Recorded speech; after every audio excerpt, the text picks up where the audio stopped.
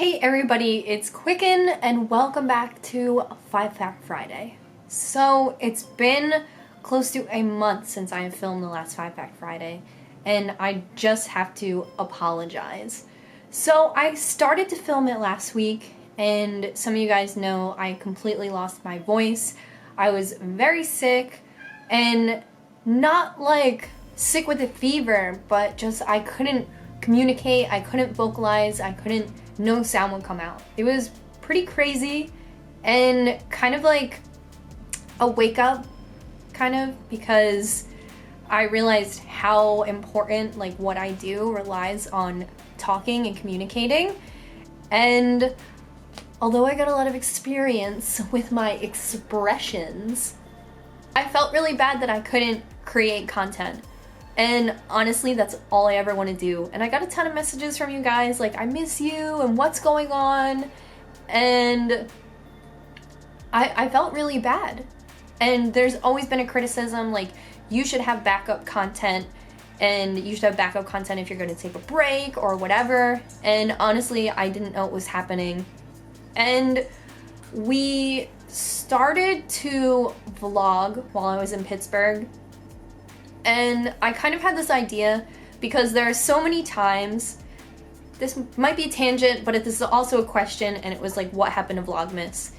And there were a ton of times where I would start a vlog and the message wasn't really there, or like the theme wasn't really there, or like it just started to fizzle out and nothing ever came of it. And I know there's been a lot of talk on YouTube. Casey Neistat did that one video, and PewDiePie, all about kind of like faking positivity and faking your way through like daily vlogs. And even before any of that stuff came out and people were talking about it, there were plenty of episodes of Vlogmas where I would start vlogging and the vlogs never went anywhere. So I was thinking of doing like some sort of like the lost episodes of Vlogmas, not calling it that because I just made that up. But yeah, there were a couple days of Vlogmas that never went anywhere and then they just kind of escaped me. And there were some vlogs I did around Halloween that never went anywhere. And all they do is like hold up all this room on my camera because I don't want to delete them because they started somewhere and they started strong. And then they never really went anywhere. Like the day I got my camera, we vlogged all of that. And we also vlogged Pittsburgh. So I did want to talk about what happened in Pittsburgh. And I was like, I should make a whole vlog about this. But then everything sort of came together. And if you follow me on Twitter, which I really recommend doing, not even to boost my own Twitter, like really, I'm not trying to like build this following on Twitter. I just think it's the best way to get in touch with me. And now I'm like really understanding the undertones of Twitter and the nuances. So my Twitter name is Quiet Cool Kid. Looking up Quicken will bring you to my site, my Twitter account, if you don't remember Quiet Cool Kid. But on my Twitter, you know, I was posting about the Pittsburgh scavenger hunt. And John and we vlogged up until we got to Pittsburgh. And there's always that little kind of like hesitation for me to pull out the camera. And it's kind of hard because by myself, strangers watching me, no big deal. I vlogged when we got our Thanksgiving turkeys. And that vlog was awesome. It had a mission. It was fun. I loved doing it. So we vlogged up till Pittsburgh and we carpooled and I kind of felt bad. And I don't know if this is my own original thought because sometimes John or like other people who, you know, those like weird people who like get so weird about social media for some reason, like it's not making me happy. Like I have to make them happy and sacrifice my own happiness. Like, oh, you shouldn't trivialize your experience by whipping out your phone. Or they like stop talking because you're like doing your phone. And I understand that. I kind of do that a little bit too. But I mean like if you're like taking a picture of your food real quick, they're like, I'll wait. Or do you really need to take a picture of this? Can't you just enjoy the flavors? I don't what's up with these people and who put them in charge, but they always bum me out. And even if one of these people isn't present, I have this like feeling that that is a common opinion. Let me know in the comments down below if you feel this way. I feel like people who enjoy YouTubers, YouTube culture are less inclined to be like this because they receive entertainment from it and probably do it themselves. But I swear there's this huge audience of people, I run into them all the time, and they're every age group. I feel like they're Facebookers. But there's these people who do not want you to involve, like, your phone or social media, or don't take a picture of your food. It'll take away the taste. I don't know who these people are, but they bum me out. And I have this notion that they're all around me. So I'm not trying to say the people we brought to Pittsburgh are like that. They're not. They've been friends to us for a long time. But I just had this suspicion that if I started vlogging, they would feel like I was jeopardizing the experience or trying to create something of the experience. Novelize it. And John is really like this, and it kind of sucks because I know that's like why I'm so triggered. But you know, you might know, like, John and I didn't start dating officially for a long time, and it's no secret that I'm like on Tumblr, and there's no secret that I like dance the dance when it comes to like the internet. And there have been plenty of times where I'm about to take a photo of something and he's like, could you not? And I'm just like, I don't get it. I don't get it, guy. Relax. And I wrote a short story about this once, and I remember immediately I got a comment that was like, did you and John break up? And I'm just like, no. Just like, not everybody gets along in every aspect. But we were walking downtown, and I never get John to like do things like that.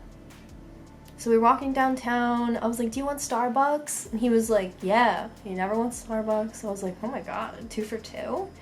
So I pull out my phone to take a snap, and he's like, don't novelize our experience by photographing it.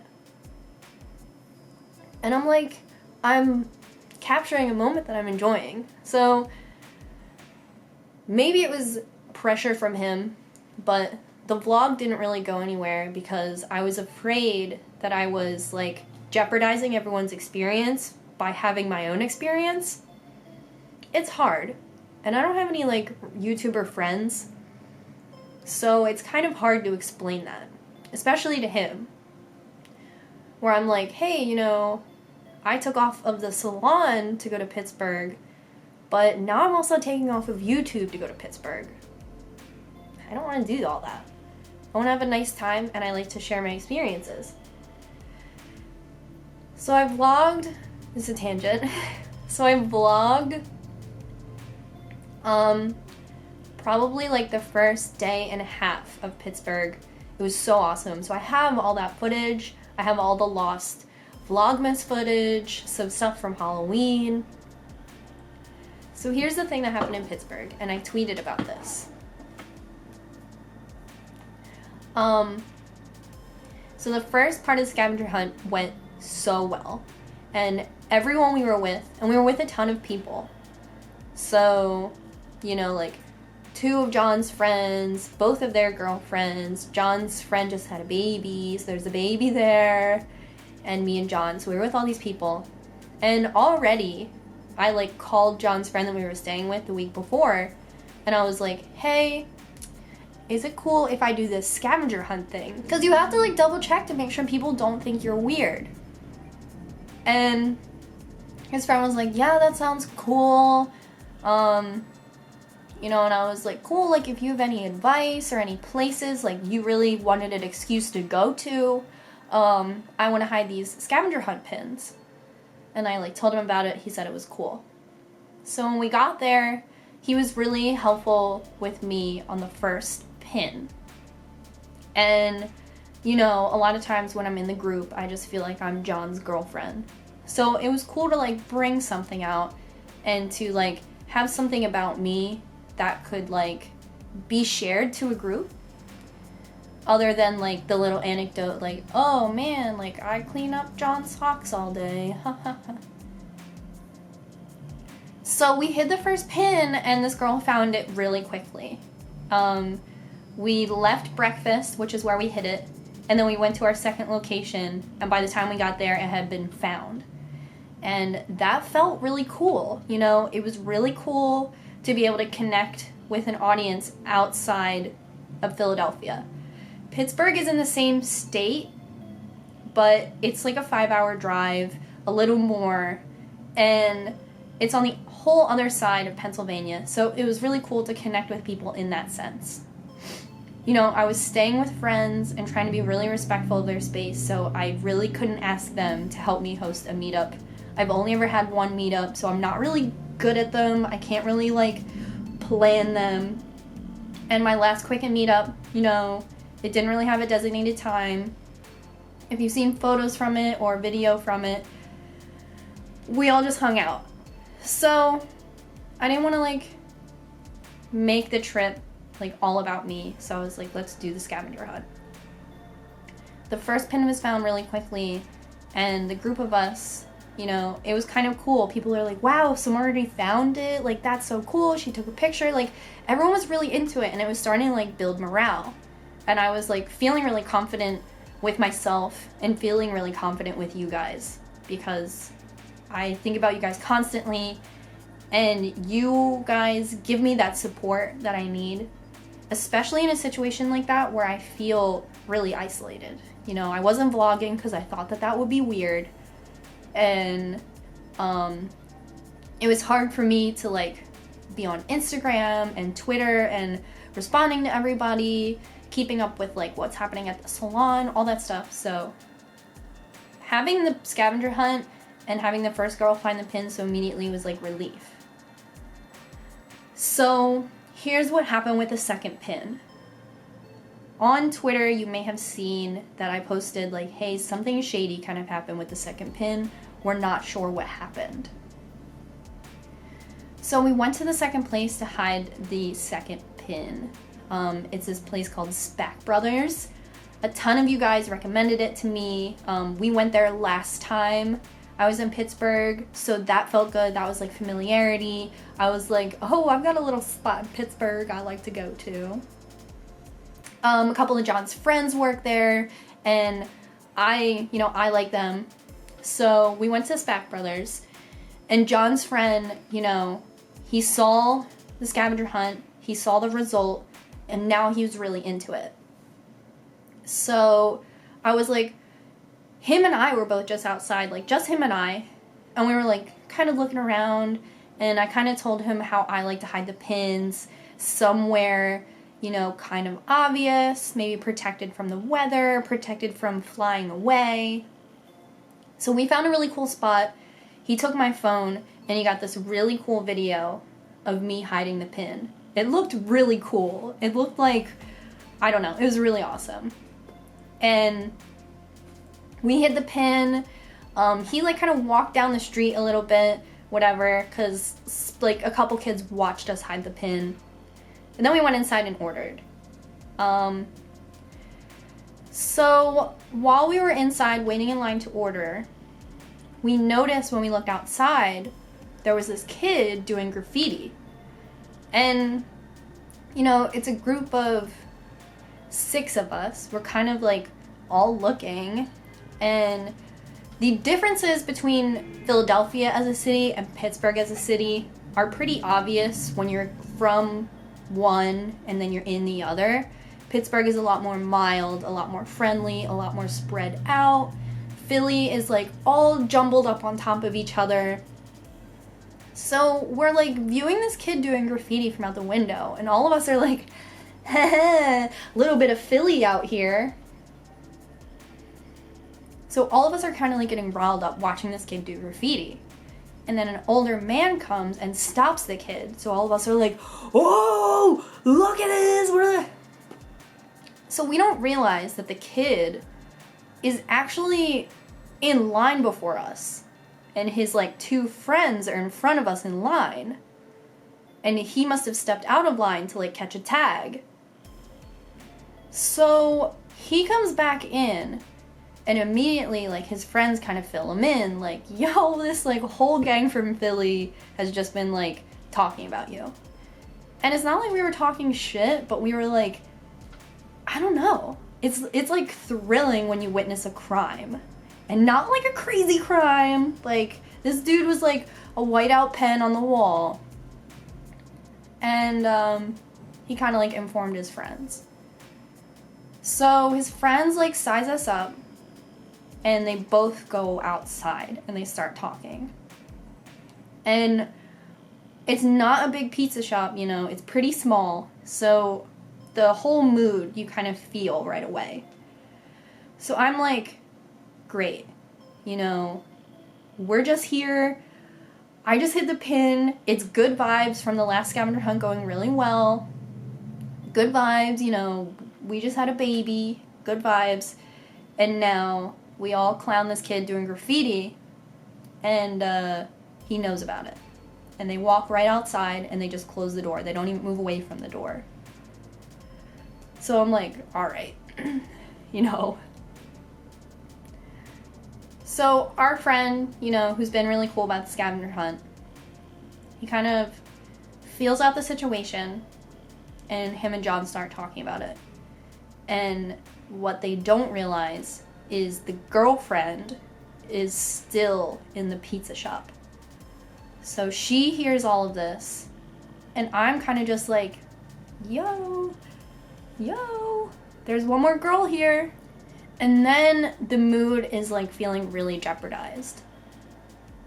And all along, I'm just like trying to be really mindful. You know, I feel like I'm someone who is, I don't know, like quiet and shy in those situations, and like just trying to be like a nice guest who is being hosted and just trying to be really nice.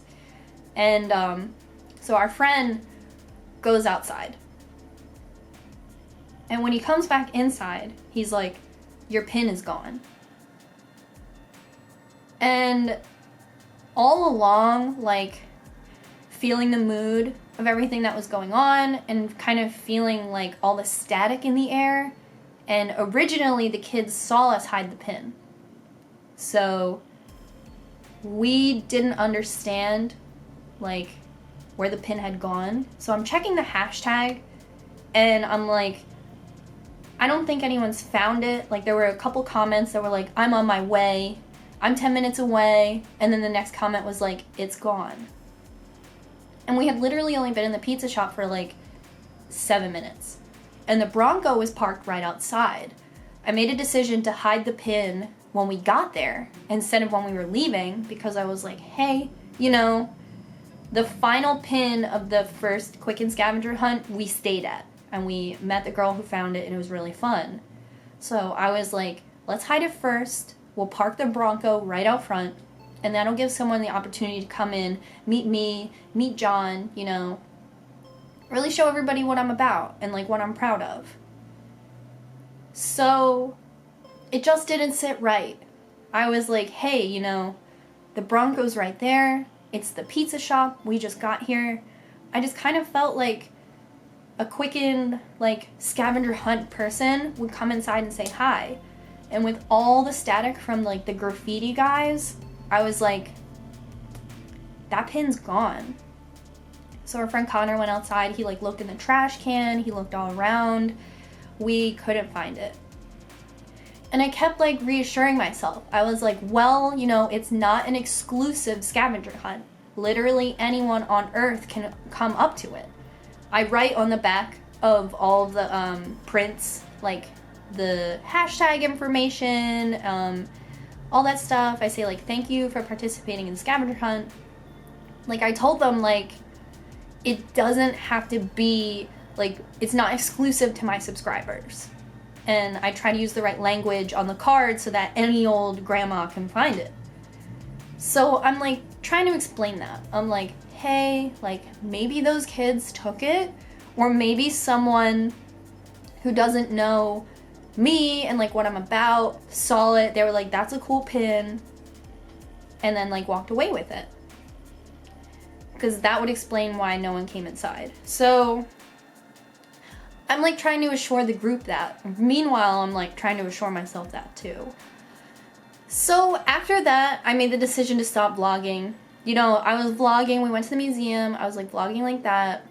I was respectful of like not getting the baby in any of the footage and things like that. And after that, after I thought those like graffiti kids took the pin, I was like, you know what? I'm just gonna try to have a nice time with the people I care about. So I made the decision to stop filming. So I didn't find out what really happened to the pin until I was back in Philadelphia. So like 4 days later, someone reached out to me and they were like, hey, I found the pin. You know, their account was private, so I wouldn't have found them through the hashtags. And they were like, hey, I found the pin, but I didn't have time to photograph it until now. So that was like a big sigh of relief, because honestly, I was hoping anyone found the pin and enjoyed it. I just didn't want it to be those kids found it and like threw it away, you know? And with those kind of feelings, I was like, hey, you know, I really did not get a lot of Bronco pins made. Not as many as even the qcknd pins. So I was like, after this, I don't want to put any more pins out there that could be taken maliciously. So I ended the scavenger hunt. When I got back in Philadelphia, I found out, you know, someone really did find it and they just didn't have time to photograph it. That made me feel a lot of relief, you know, feeling back in touch with humanity. So that's why the scavenger hunt ended. That's why the vlog ended. I just wanted to talk about it a little bit because it did seem a little cryptic when I was tweeting about it. And like I said on Twitter, I was not 100% sure about the story. So I did want to make sure that was true. And thankfully it wasn't. And you know, nothing else happened to us with those kids. When they went outside, I guess they had their girl bring out their food. And all in all, maybe they were like feeling weird that we watched them. They didn't cause us any trouble beyond that. So I was really thankful for that. I like didn't want to get into this like big tussle with these kids. You know, we weren't even like making fun of them. Like, I'm someone who thoroughly enjoys street art, and it's something I look forward to when I go to other cities. I was more just like in awe that I was witnessing it happen, because you ask yourself like, where does all this graffiti come from? So that's what happened. You know, my sincerest apologies for always looking on the dark side. That's hard. That's something I'm trying to get over. And that is the reason 5 Fact Friday was filmed last week. But my voice wasn't all there, and everything I was saying was such a bummer. You know, I talked about why John and I don't exchange gifts on Christmas, anniversary, Valentine's Day. That bums me out. I talk about why like I don't necessarily enjoy Christmas. That bums me out. And the whole tone of the video was just a huge bummer. And I'm not gonna be somebody who like pretends they're happy all the time. Like, you guys know that I'm not like that. But I feel like my last couple videos have been going really down in like morale and attitude, and it's completely unreflective of me. I love making YouTube videos and it's all I want to do. Really. But you know, Christmas is really hard for me, and my family depends on me too much in that aspect, and it's hard to find support when it's things that you have to keep very private. And it's my decision to keep them private. And you know, I think that when I talk about this stuff, you guys benefit because you can relate, or you can understand circumstances of your friends, and it helps you empathize with people who might be in situations like me or like others. But then at the same time, I'm like, this is an overshare. This is too much. And I have to bring it all back. But one thing I did say last week in 5 Fact Friday was, I want to make videos that I want to make. And a lot of that, you know, I was watching Glam and Gore. I was watching her New Year's Eve look video. And even if you're not into makeup looks, she's really funny and she's really relatable. But she used a lot of dialogue in her video. And yeah, a lot of it was like instructional for the look, but then a lot of it came from her heart. And she said, you know, this last year she was reflective of herself and she leaned towards making content that she wants to make, and that she used her passions and she brought them together with her makeup looks and she made them into one because she's passionate about film and SFX makeup.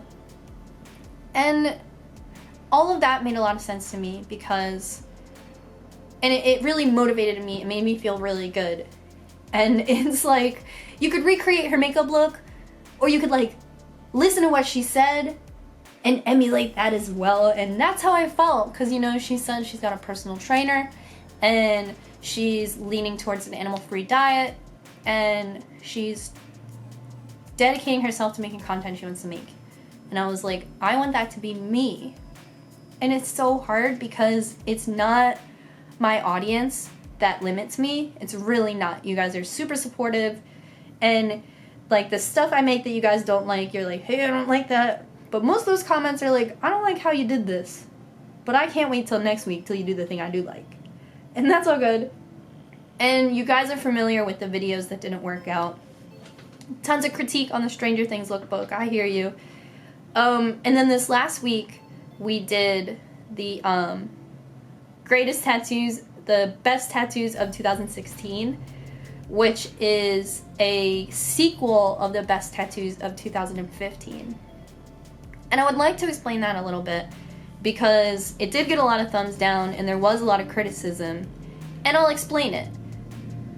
That video idea 2 years ago, last year, was just from an overwhelming demand of people asking me to talk about my own tattoos. And, you know, you can go on YouTube, you can type in tattoo tour, and hundreds of videos will come up, but none of them are mine. And yes, I have lots of tattoos, and yes, they all have individual stories, but the thing is, I can't put them on a stage, and I can't put them as individual things one by one for people to, I don't know, just like tear apart. Because if you go through the comment sections on these tattoo videos, people pick their favorites, people are candid about their least favorites. And my whole thing is, I have to live with my tattoos every single day. And if I got them in times of hardship, sadness, happiness, they're there and they're mine. And they're a part of a beautification process that is sacred to me. And I share that with you guys every single week. And with that, you know, I do use my own tattoos as references because I try to base all the experience that I offer, all the advice that I offer on my own experience. And I never want to give you anything fake or anything assumed. So there's plenty of times where I'm talking about one of my own tattoos and it's there and I'm talking about it so you can see it. And I'm speaking about it objectively and I'm not going too deep into the meaning unless the video calls for it. So with the countdown videos, you know, I tried to make them really silly. I tried to make them from the perspective of two people broadcasting me. And it's a news show about my body and speaking about the tattoos that I have in that objective way. Because I am not capable of doing it myself. Doesn't mean there will never be a tattoo tour video. I'm not sure because I think there will be Tattoo Talk Tuesdays where I talk about the meanings behind tattoos. But I don't ever really know if I'm gonna lay down and be like, this tattoo and this tattoo and this tattoo. A lot of that has to do with copying. A lot of that has to do with, you know, criticism, and I just can't put my tattoos on the chopping block like that. I think seeing my tattoos, they're not hidden, I don't hide them, but they're just not offered up in that way. And it doesn't mean I don't watch the tattoo tour videos. It doesn't. I watch them. And with that, I recognize the criticism that comes from them. That's why I tried to make a funny approach. And you can criticize Mandy because it's not who I am. And you can criticize the Amanda the broadcaster. And it is that falseness and that little fakeness and the apathy. And both of them come together to create a video that I feel comfortable talking about my tattoos in. I know it's a silly format. I know it's cringe. But it's just the only digestible way that I can be like, here's the tattoos I got this year. And it's just a video that I was comfortable making. If I had a better budget, if I could edit better, all this and that, of course I could bring it to you better. But that's just what it is. And if it's cringe, whatever, just like, it's such a bummer when people are saying cringe on my video, because I'm not here to cringe you out. I didn't miss a handshake. I'm just making content from my brain, and you don't have to agree with all of it. This isn't NBC, ABC. I don't have a contract with Fox. This is just literally a girl in a bedroom with a camera. People might lose sight of that because there are YouTubers who have the networks and the film studios and the editors and all that stuff. And then there are YouTubers just like me who have another job and they do this and they try to do it to the best of their ability, at the best of their interest. I want to make videos that I want to make, and I want to do better by myself in this next year. I think the best thing I have to do is make time for the videos I want to make. I think the hardest thing is I have all these great ideas and I only have Sunday and Monday to make a video that's off of the Tattoo Talk Tuesday schedule. And then Tuesday I film Tattoo Talk Tuesday. And it's hard. In that time, I have to come up with concepts and interviews, things like that.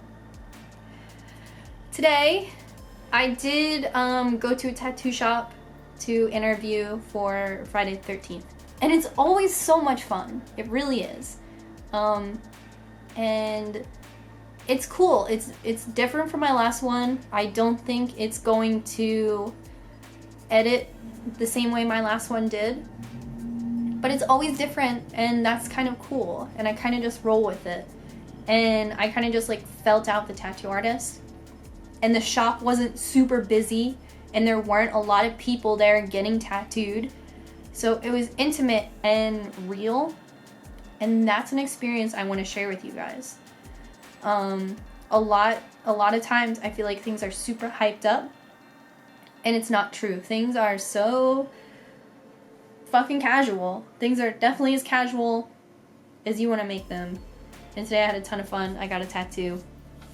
I was about to say I haven't been tattooed in a while, but that's not true. But it felt a little foreign. I was like, oh, lay on the table. Sure thing.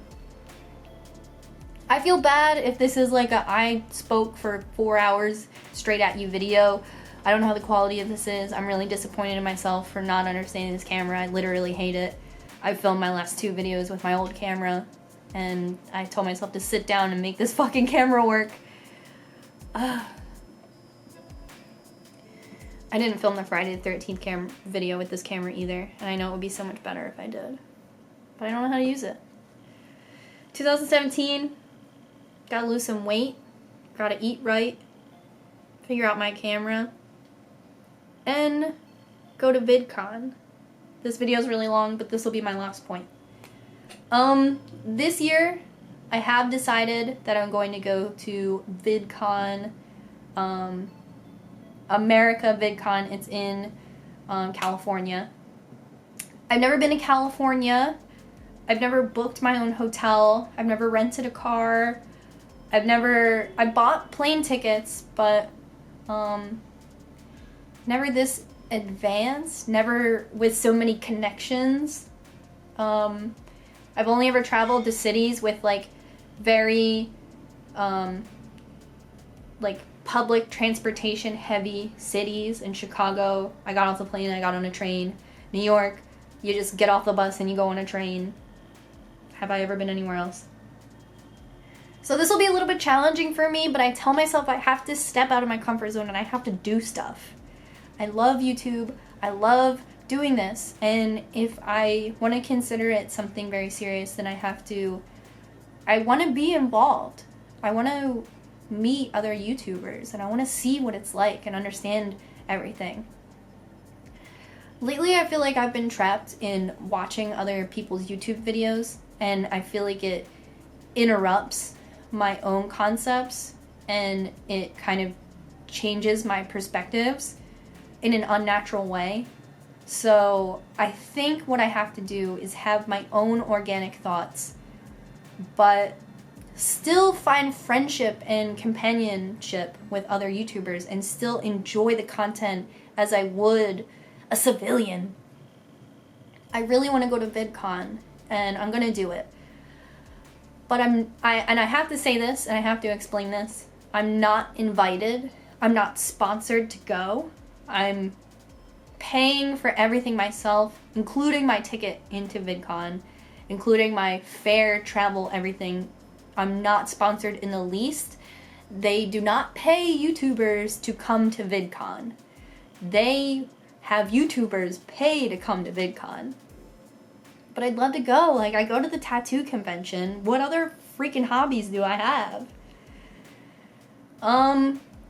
And because I'm not a sponsored YouTuber at VidCon, I will not be a part of the meet and greet. So do not base your ticket purchase on the hopes of seeing me, because I think they keep everything separate. I've never been to VidCon.